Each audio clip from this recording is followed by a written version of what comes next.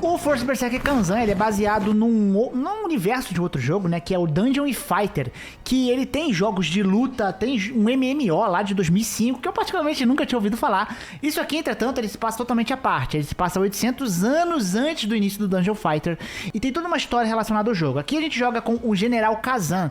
Ele foi acusado de traição falsamente, só que ele acabou sobrevivendo à morte, e um tal de espectro acabou vendo o poder dele e decidiu possuir o corpo do Kanzan. Só que o Kanzan, ele meio que consegue sobreviver a esse espectro, né? E ele não é dominado por completo e eles meio que vivem em conjunto. E aí ambos acabam aliando seus objetivos e vão dando continuidade na história e no enredo do jogo. Enredo esse que, diferente do Souls-like, ele não é totalmente contado por itens, ele é bem direto, com bastante trechos de cutscenes, né, que elas são umas cutscenes meio PowerPoint ali, mas são até bonitas, e com alguns arquivos que você encontra de textos feitos justamente para contar uma história, não em meio de itens e arquivos, até porque a itemização do jogo é bem diferente, tá? Mas a história é contada bem direta, com vários personagens, é uma história até bacana, legal, e tem motivações, tem quests secundárias, histórias secundárias à parte que implementa na história. Eu acho a história bem competente no geral ali. Nada absurdo, mas bem competente. Não é o foco do jogo, obviamente. Vamos lá de gameplay, que eu acho que é o principal aqui. Eu joguei desde a demo, eu gostei muito da gameplay e de fato ela é muito fluida. A gente pode atacar, fazer um ataque forte, liberar alguns combos, dar parry, esquiva, e o jogo ele realmente te dá essa opção, tá? Eu optei por jogar baseado no parry. O parry pra mim foi muito melhor, só que ele tem sim builds, formas, tudo focado pro jogador que opta por jogar da forma de esquiva. Ele não é tipo Lies of P da vida, que você tem que aprender o parry. Embora que tenha muitos momentos que era melhor usar o parry. Mas você tem aquela opção de você focar muito na esquiva, o que, né, cria builds diferentes aí. Eu gostei do parry, porque o parry, ele é bom, ele tem uma ótima janela de parry. Você realmente sente que você acertou o parry quando você acertou o parry. Em nenhum momento eu fiquei me xingando o jogo, falando, nossa, eu dei parry nisso aqui e não pegou. Não, ele funciona muito bem, então acho que foi por isso que eu optei utilizar mais o parry do jogo, né? A gente possui 3 armas no jogo, tá? 3 tipos de armas, que são as armas de empunhaduras duplas, as lanças e uma espada gigante do Guts ali. Ah, é uma pouca variedade de armas? É uma pouquíssima variedade de armas, porque elas não mudam o moveset entre elas, não é uma lança, mas essa lança aqui é totalmente diferente. Não, elas não mudam, elas têm o mesmo moveset. Só que o que o jogo tentou fazer? O jogo tentou fazer uma parada meio hack and slash, tá ligado? De God of War, que você não tem um pool tão gigante de armas, só que você tem a árvore de habilidades no jogo. E as árvores de habilidades, elas são focadas nesses tipos de arma. Então, você vai liberar combos, você vai liberar espécies de magias, né? Habilidades com essas armas, que você vai enchendo até uma barrinha de habilidade conforme você ataca, defende, faz algumas coisas. Então, a ideia deles foram usar poucas variedades de armas, 3 tipos apenas, mas trazer árvores de habilidades que aprofundam mais nelas para você masterizá-las e criar build focada nessas armas em específico, tá? Mas ainda não é um número muito exorbitante se você espera algo meio Souls, né? Com uma grande gama de visuais, armas muito diferentes, fora da casinha. Você não vai encontrar isso aqui no First Berserker Kanzan, tá? As armas, na real, elas são bem simples. E aqui a gente entra nas itemizações também, né? Porque a gente tem as peças de armadura do jogo, que também a gente equipa, ela aparece no personagem. Só que a itemização, ela é totalmente inspirada no Nioh. Esse jogo, ele tem muita inspiração em diversos aspectos no Nioh, tá? Você vai encontrar muitas semelhanças. Eu vou falar aqui da estrutura de quest, por exemplo, e vocês vão entender do que eu tô falando. E ele é basicamente isso. Você vai dropando itens e você, conforme vai avançando no jogo, você vai dropando itens de cores diferentes. Só que eu senti que as cores dos itens, elas são liberadas muito espaçadas. Mano, eu só fui liberar a última coloração, que eu acho que é a última coloração, porque pode ter mais no NG+, na última missão do jogo, no boss final do jogo, no mapa final do boss final. Então, assim, as cores dos itens, elas são bem espaçadas, você vai desbloqueando itens mais raros, e esses itens, conforme eles são cores diferentes, né, você vai tendo mais atributos, né, secundários nesses itens, e no último item ele traz habilidades únicas, exclusivas daquele item em questão. Mas é toda essa itemização estilo Nioh. Você vai pegar baú, vai vir, sei lá, 3 itens ali, cabeça, tronco e espada. Você vai abrir outro baú, vem 2 espadas. Você vai derrotar um inimigo, vem espada, enfim, entenderam, né? Bastante item que dropa. Mas ele não fica dropando no chão. Você derrota, ele automaticamente vai pro seu inventário ali, os itens, e aí você pode fazer o que quiser, desmontar, enfim, né? Aí a gente tem também os espíritos no jogo. Os espíritos, né, eles são meio que tipo um guardião que você desbloqueia, e eles dão alguns atributos pro seu personagem. E você pode upar eles com alguns itens que você vai achando no mapa. Ah, tem um espírito que aumenta o dano do espírito que te ajuda lá, né? Você pode invocar um NPC que te ajuda. Tem um espírito que aumenta o dano do ataque frontal, quando você tá de frente pro inimigo. E por aí vai, né? Então eles são um que a mais na sua build, eles vão adicionar mais à sua build.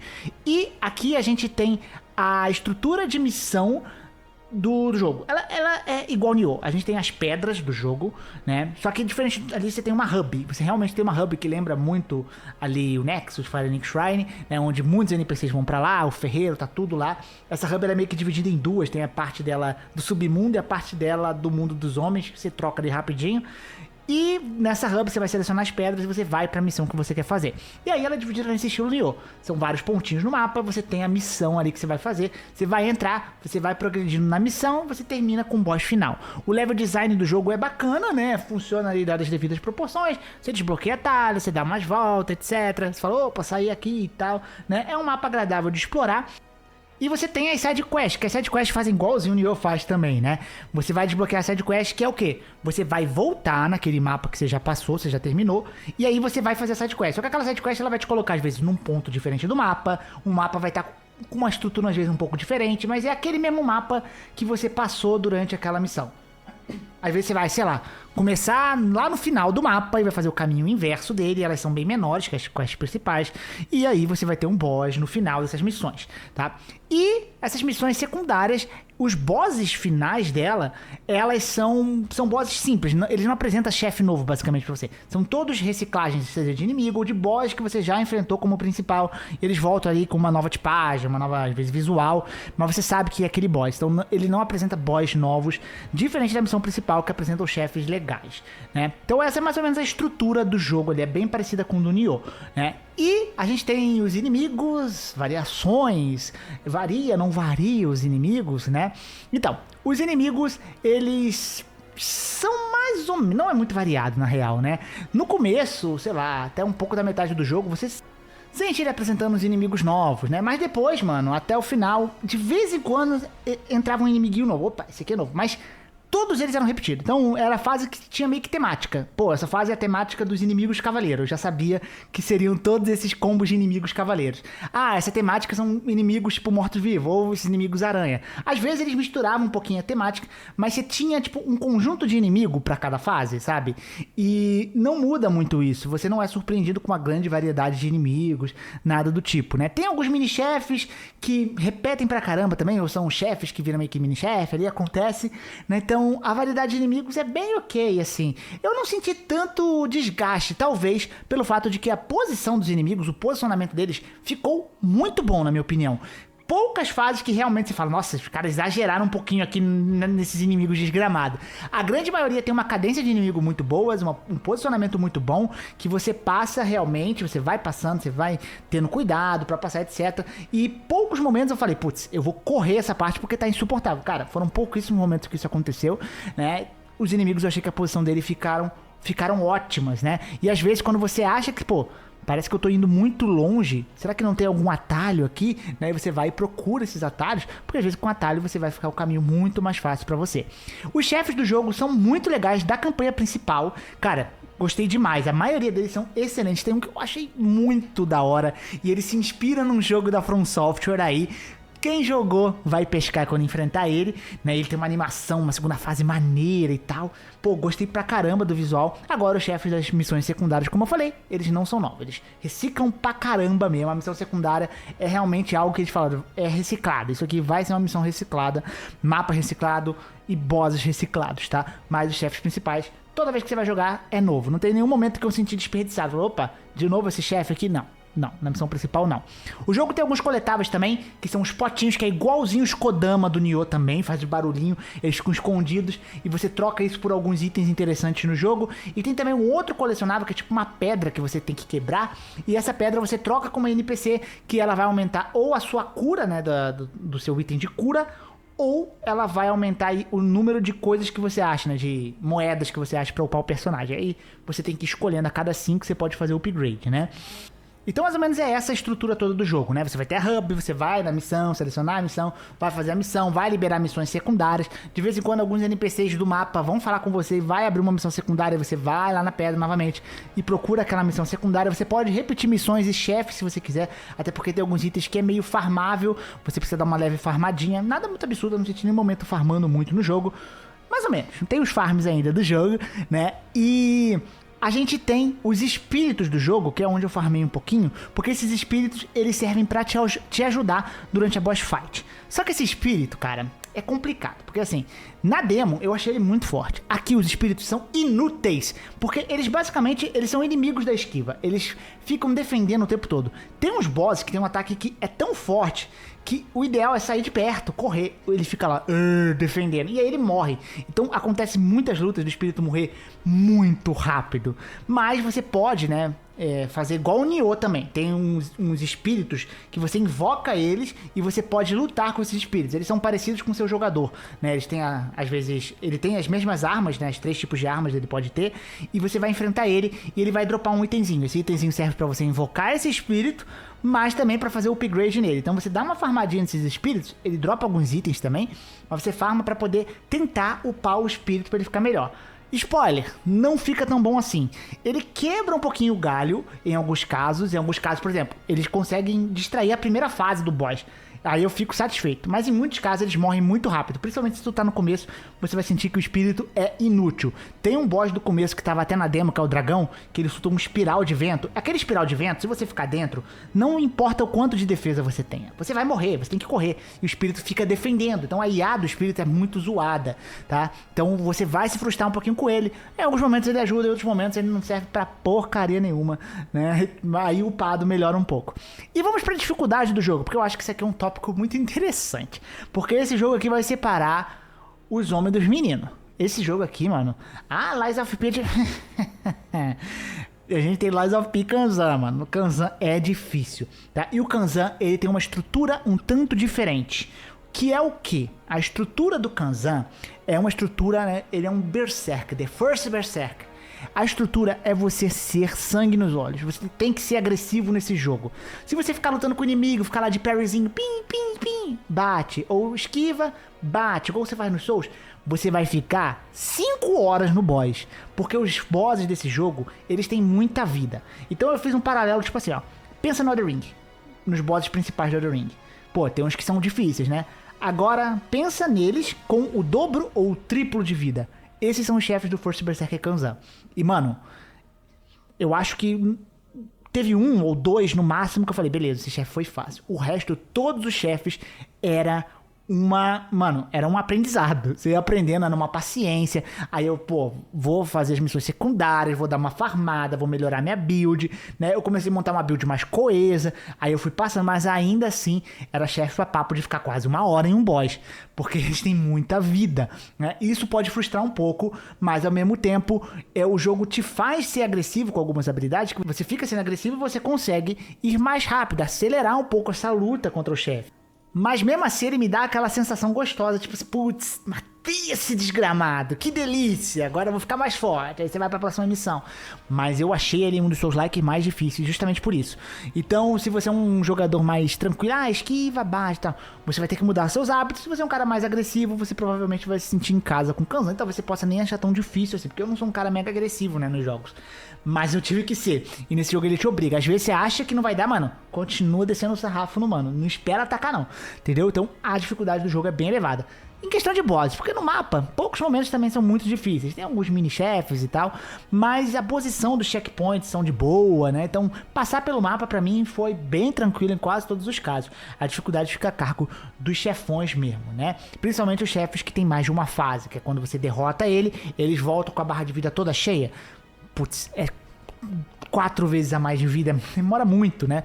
Então tem uns chefões que você vai passar um perrengue e você vai, mano, na marra, né? Na paciência ter que passar desses chefes. Essa é a dificuldade do First Berserker Kanzan. Bem, em relação aos gráficos do jogo, ele é um gráfico meio cartoonizado, é um jogo bem leve, ele rodou ali 98% do tempo em 60 FPS na 4070, salvo alguns trechozinhos que parecia que ele tava carregando alguma coisa, né, quando eu tava transitando pelo mapa, que ele chegou a dar um drop, mas era aquele drop rápido, mas Nada demais, fora isso ele mantém bem estável essa taxa de FPS. Em questão a bugs, eu tive alguns bugs, não bug, eu tive na verdade crash, né? Eu tive bastante crash do jogo, o jogo fechado do nada, e quase todos os crashes eles eram meio que no momento específico. Derrotei um boss, geralmente opcional do jogo, ele subia o troféu, o jogo crashava. E aí eu só tinha que voltar ao jogo. Se isso acontecer com você, não se assuste, porque você vai voltar no checkpoint antes do chefe e vai ter tipo a névoa na arena, assim, você vai achar que você vai ter que lutar com o chefe de novo, mas você não vai precisar. Você entra na arena que o chefe já vai estar derrotado. Eu tomei um susto a primeira vez, mas eu tive bastante, mais do que eu gostaria de ter. Eu diria que para próximo de 10 crashes no jogo, tá? Então foram crashes aí bem consideráveis, sim, que eu tive. E eles começaram mais que um pouco depois da metade, ou quase na metade do jogo, que eles começaram a realmente aparecer pra mim. E como eu falei, esse aqui é um jogo que é contínuo pra você ir jogando, né? Eu zerei ele, eu estou fazendo NG+, só que eu ainda não fiz muito do NG+, pra ter uma propriedade.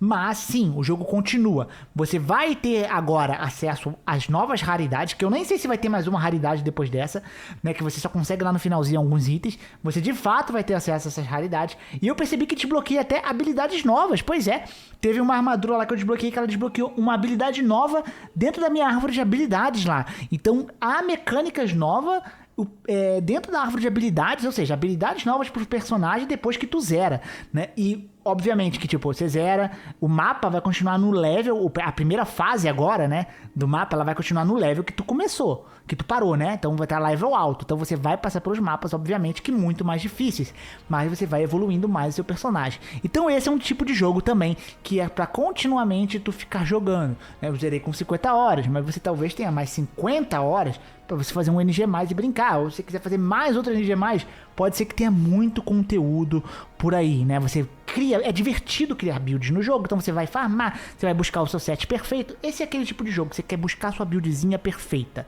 né? Então você vai farmar, você vai lutar, você vai evoluir, você vai lá no ferreiro, você vai, troca, faz os negócios, né? É esse tipo de jogo de Força Berserker Kanzan. E bem, veredito. Galera, eu vou dividir agora o veredito em duas coisas, duas categorias. Eu geralmente não dou nota pro jogo. Mas agora a gente vai fazer essa brincadeira aqui. Como é que vai ser? Se o jogo é bom, o saldo do jogo é mais positivo do que negativo, né? Isso não quer dizer que o jogo às vezes, é bom, mas eu falo, pega numa promoção. Ainda sendo um jogo positivo, ele vai ser definido como um jogo caiu o Pix. Isso quer dizer que eu recomendo o jogo, que o jogo é bom, ou um saldo dele é muito mais positivo do que negativo e vale a pena você colocar na balança ou ficar de olho no jogo. Agora, se eu falar não caiu o Pix, significa que o jogo tem mais saldo negativo que positivo e às vezes vale a pena esperar uma promoção ou, sei lá, vai dar atenção pra um outro jogo da vida, porque é muito difícil odiar um jogo aqui também, né? Mas o Força Berserker Kanzan entra sim no caiu o Pix. O jogo é muito bom, ele me divertiu a maioria do tempo, cara, eu achei ele muito divertido.